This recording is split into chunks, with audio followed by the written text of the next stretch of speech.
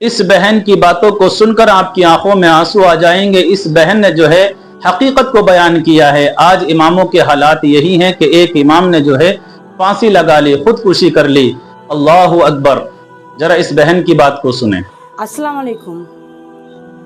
خودکشی کو بزدلی کہتا رہا جو عمر بھر، خودکشی کو بزدلی کہتا رہا جو عمر بھر، آج اس کو کیا ہوا جو خودکشی اچھی لگی۔ آج میں آپ کے سامنے کسی وائرل ٹاپک پر بات نہیں کرنے آئی، آج میں آپ کے سامنے سماج کی ایک ایسی کڑوی حقیقت کے بارے میں بات کر رہی ہوں جو رونگٹے کھڑے کر دیتی ہے۔ آج میں آپ سے بات کرنے آئی ہوں جھارکھنڈ کے مسجد کے ایک ایسی امام صاحب کی جنہوں نے خودکشی کر لی۔ یہ امام صاحب نے خودکشی نہیں کری، یہ مولانا شہباز انصاری نے خودکشی نہیں کری، ایک قوم کی بے غیرتی ہے جو مر چکی۔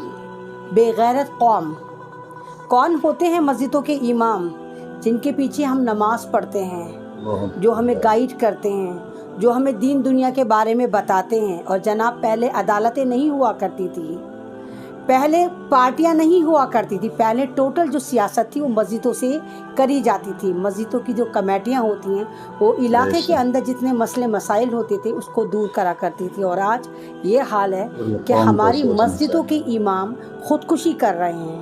آپ کو معلوم ہے کہ جھارکھنڈ کے جن مولانا صاحب نے خودکشی کری ان کی عمر کتنی تھی؟ ماتر 31 سال۔ وہ مولانا تھے، کوئی بزنس مین نہیں تھے۔ ان کی خودکشی کا جو ایک سبب نکل کر آیا وہ نکل کر آیا قرض، ادھار۔ گلی محلوں کی مسجدیں تو ہم بنا لیتے ہیں، خوبصورت مسجدیں بناتے ہیں، لامحدود پیسہ خرچ کرتے ہیں، لیکن ان مسجدوں میں جب امامت کرنے کے لیے اماموں کو ہائر کرا جاتا ہے تو ان کی تنخواہیں گاؤں میں، دیہات میں، قصبوں میں 6,000، 5,000، 4,000 سے زیادہ نہیں ہوتی، اور ہم مولاناؤں کو ایک نماز پڑھانے کا ٹول بنا کر رکھ دیتے ہیں کہ نماز پڑھانے کا ٹول ہے۔ محلے والے چندہ خوری کرتے ہیں اور امام کی تنخواہ پہنچاتے ہیں۔ وقف بورڈ جو کہا جاتا ہے کہ ہندوستان میں سب سے امیر ترین پراپرٹی میں شمار ہوتا ہے، اس وقف بورڈ کے انڈر میں بھی پوری ہندوستان کی مسجدوں کی امام نہیں آتے، اور جو امام آتے بھی ہیں ان کو صحیح سے تنخواہ نہیں دی جاتی۔ 2-2، 3-3 سال سے ان کو بھی تنخواہیں نہیں ملی۔ قرض کے دبے کچلے یہ امام خودکشی کر لیتے ہیں اور سوسائڈ نوٹ میں لکھتے ہیں کہ میری بیوی کا خیال رکھنا، ان کے لیے دعا کرنا، میرے بچوں کے لیے دعا کرنا۔ یہ امام صاحب جن کے بچے بھی چھوٹے چھوٹے اسکول میں بھی نہیں پڑھتے، ایک ایسا بندہ جو ہمیں نماز پڑھا رہا ہے، اللہ کی طرف سیدھا راستہ بتا رہا ہے، وہ خودکشی کر لیتا ہے، تو قوم کے لیے اس سے زیادہ خوفناک منظر کوئی ہو ہی نہیں سکتا۔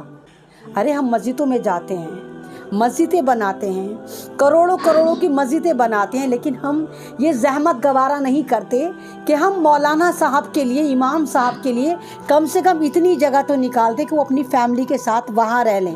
ایک 2x2 کا دڑبہ بنا کے اس کا حجرے کا نام دے کے مولانا صاحب کو اس میں فکس کر دیا جاتا ہے، اور وہاں بھی پوری ان پر نظر رکھی جاتی ہے کہ مولانا کس سے بات کر رہے ہیں، مولانا مسجد سے کیوں گئے۔ بھلا ہم فل فلیج 5-6 ہزار روپیے دے کے مولانا کو اپنا غلام سمجھنے لگتے ہیں۔ ارے جب آپ مسجدیں بنا رہے ہیں، کروڑوں کروڑوں اس پر خرچ کر رہے ہیں، تو کیا ایسا نہیں ہو سکتا کہ تمام مسجدوں کے اندر 2 روم سیٹ مولاناؤں کے لیے بنایا جائے تاکہ وہ اپنی فیملی کو وہیں رکھ لیں؟ لعنت ہے سسٹم پر، ہمارے سماج پر، اور شرم آنی چاہیے ان لوگوں کو جو خود کو مسلمان کہتے ہیں۔ مولانا صاحب کی فیملی، آپ یقین کریں گے کہ مولانا صاحب کی فیملی، ان کی بیوی، ان کے 2 چھوٹے بچے حالات کی تنگی کی وجہ سے اپنے میکے جمشید پور میں رہ رہی تھی، ماں کے گھر رہ رہی تھی شادی کے بھی بعد۔ شادی کس لیے کرتا ہے انسان؟ ساتھ رہنے کے لیے کرتا ہے، پریوار بنانے کے لیے کرتا ہے نا۔ اور یہ جتنے بھی مسجدوں کے میں مولاناؤں کو دیکھتی ہوں، مسجدیں دیکھتی ہوں، ان میں 2x2 کا دڑبہ بنا کر حجرے کا نام دے کر اس کو عزت بخشی جاتی ہے۔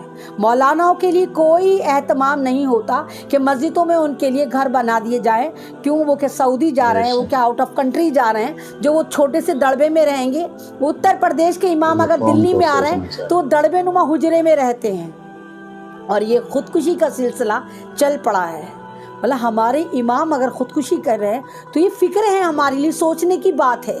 اس سے پہلے خودکشی، ایک بہت خطرناک خودکشی میں نے دیکھی تھی پہلے لاک ڈاؤن میں، جب ایک امام صاحب جو مظفر نگر کے رہنے والے تھے، ان کے اوپر بھی اتنا قرض ہو گیا تھا، 4 یا 5 بچے تھے اور وہ اپنے بچوں کو کھانا کھلانے میں اسمرتھ تھے، لوگ ان کی مدد نہیں پہنچا رہے تھے اور انہوں نے خودکشی کر لی۔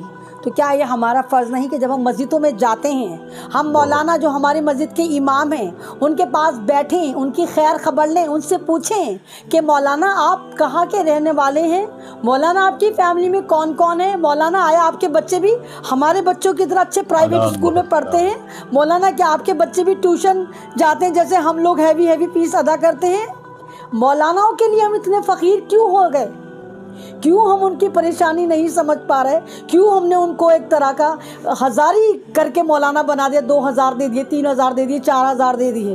کیا ہمارا ضمیر گوارا نہیں کرتا کہ جس امام کے پیچھے، جس کو ہم اتنی عزت سے 5 بار دیتے ہیں، ہم فجر، ظہر، عصر، مغرب، عشاء میں مولانا کو مولانا سمجھتے ہیں اور اس کے بعد ان کو ٹول کٹ سمجھ کے ان کے حجرے، ان کے دڑبے میں چھوڑ آتے ہیں؟ کیا یہ ہمارا فرض نہیں بنتا کہ ہم معلوم کریں کہ ہماری مسجدوں کے امام کی کنڈیشن کیا ہے، ہماری مسجدوں کے مؤذن کی کنڈیشن کیا ہے؟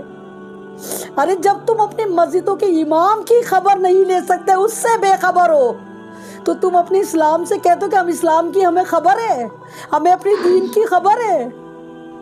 تو یہ خودکشیاں روح جھنجھوڑ دیتی ہیں، ایسا نہیں ہونا چاہیے۔